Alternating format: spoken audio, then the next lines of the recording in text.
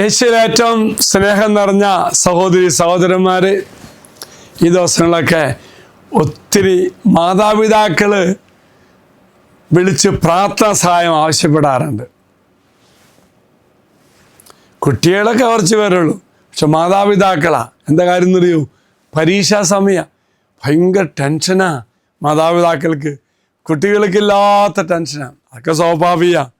നമ്മുടെ മക്കളല്ലേ ഏറ്റവും വലിയ സമ്പത്ത്. നമ്മുടെ മക്കൾ പഠിച്ച് വലുതായി ഉന്നത അവസ്ഥയിലായാലേ നമുക്കൊരു സന്തോഷമാവുള്ളൂ. ഒക്കെ നല്ലതാണ് കേട്ടോ. അതിനു വേണ്ടി നമ്മളെ മക്കൾ നന്നായി പഠിക്കണം, ഉയരണം, ജോലി കിട്ടണം.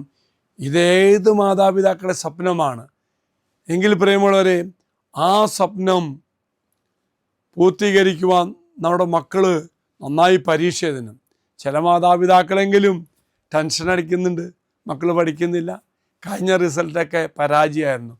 എങ്കിൽ പ്രിയപ്പെട്ട സഹോദരി സഹോദരന്മാർ, നിങ്ങളുടെ മക്കൾ പഠിക്കും. നിങ്ങൾ ചിന്തിക്കുന്നേക്കാൾ അപ്പുറമായിട്ടും നിങ്ങളുടെ മക്കൾ പരീക്ഷ എഴുതും. ദൈവത്തിൻ്റെ വാഗ്ദത്ത വചനമുണ്ട്, ദൈവം തന്നൊരു വാഗ്ദാനമുണ്ട്. യേശയ്യാ 54:13 കർത്താവ് നിൻ്റെ പുത്രരെ പഠിപ്പിക്കും, അവർ ശ്രേയസ് പ്രാപിക്കും. പ്രിയമുള്ളവർ, എത്ര മനോഹരമായ സെൻറ്റൻസാ. നീ പേടിക്കണ്ടാന്ന്, കർത്താവ് നിൻ്റെ മക്കളെ പഠിപ്പിക്കും. കർത്താവ് പഠിപ്പിച്ചാൽ അവർ ഉന്നതമായ അവസ്ഥയെത്തും, ശ്രേയസ് പ്രാപിക്കും. അതായത് ദൈവം പ്രത്യേകം താല്പര്യമെടുത്ത് അടുത്ത തലമുറയെ വ്യക്തിപരമായി പഠിപ്പിക്കുന്ന പറയുന്നത്. ഇത് അർത്ഥമാക്കുന്നത് എന്താണത്? ആ മക്കൾക്ക്, നമ്മുടെ മക്കൾക്ക് കർത്താവ് പഠിപ്പിച്ചാൽ ആഴത്തിലുള്ള ആത്മീയത, വൈകാരികമായ ശാരീരികമായ ശ്രേയസ് അതിൽ കർത്താവ് നയിക്കും. പ്രിയമുള്ളവർ, ഇതെന്താ അർത്ഥമാക്കുന്നത്?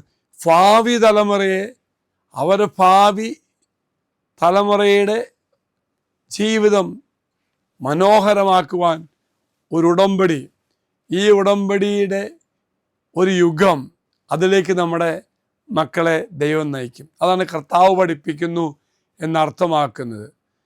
മനുഷ്യ പ്രബോധനത്തിൽ മാത്രം ആശ്രയിക്കുന്നതിന് പകരം ദൈവം തന്നെ കുട്ടികളുടെ ഹൃദയങ്ങളെയും മനസ്സുകളെയും നേരിട്ട് സ്വാധീനിക്കുകയും നയിക്കുകയും പഠിപ്പിക്കുകയും ചെയ്യണം. അതിന് കർത്താവുമായിട്ട് ചേർത്ത് വെക്കണം. പ്രിയമുള്ളവരെ, ദൈവത്തോടും ദേവാലയത്തിനും ചേർന്ന് നിന്ന് പ്രാർത്ഥിക്കുന്ന കുട്ടികൾക്ക് ഇതെല്ലാം കിട്ടും.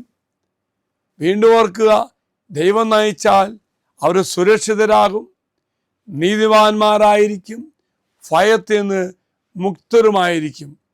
എങ്കിൽ പ്രിയമുള്ളവരെ, കുട്ടികളുടെ ഭാവി മനോഹരമാകുവാൻ ദൈവം നൽകുന്ന ഒരു വാഗ്ദത്ത വചനമാണ്. നമ്മുടെ കുട്ടികളുടെ ആത്മീയമായ വളർത്തലിനും ഭാവിയിലും ദൈവം വ്യക്തിപരമായി താല്പര്യമെടുക്കുന്നു അർത്ഥമാക്കുന്ന വാഗ്ദാനം.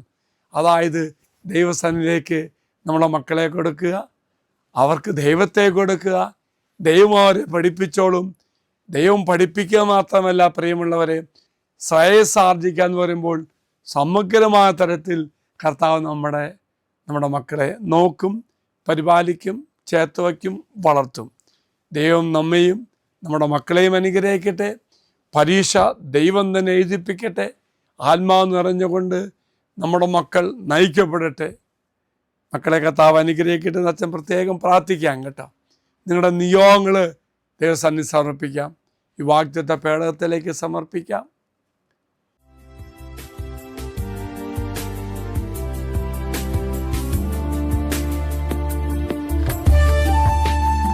ഇത് നിങ്ങൾ സമർപ്പിച്ച നിങ്ങളുടെ എല്ലാ നിയോഗങ്ങളും അൾത്താരയിലേക്ക് അച്ഛൻ സമർപ്പിക്കുന്നു.